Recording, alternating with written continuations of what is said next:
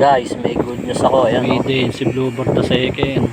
Si Bluebird the second nakauwi na rin sa wakas. Pasok, pasok. So wala tayong nawalang kalapati ngayon. Lahat nakauwi na.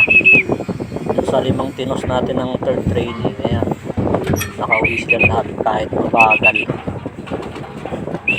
Si Falcon lang talaga pinakamabilis, sa kaya asawa yan si Bluebird. Yan, may ilap yan sa akin eh.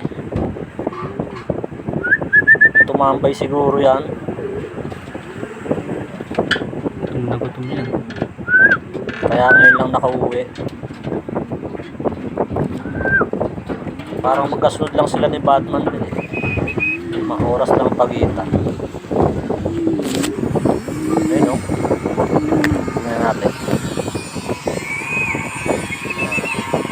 Saka ano yan, siguro may sinamahan niyang iba.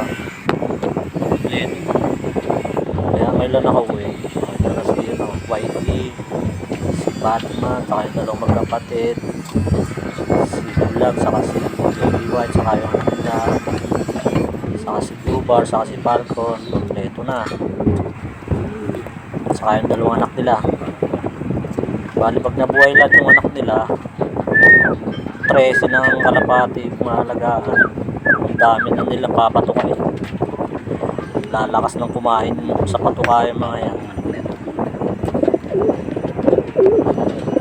Pero okay lang, basta sa pagkakalapati, enjoy mo lang na makita mong inuuwihan ka ng kalapati mo.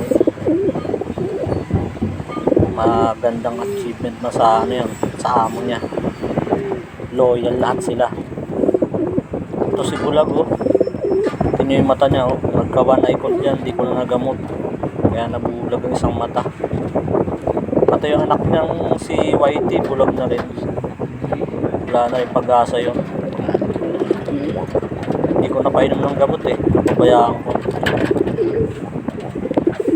Pag mga talaga yung mga native na kalapate na lahi, madaling tamaan ng sakit.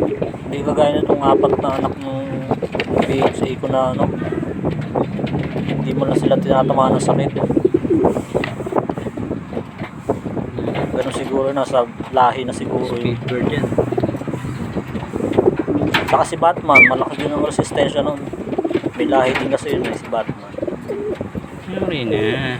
Yung native na nabili namin yung sa piyestahan, yung mga naglalako ng kalapate.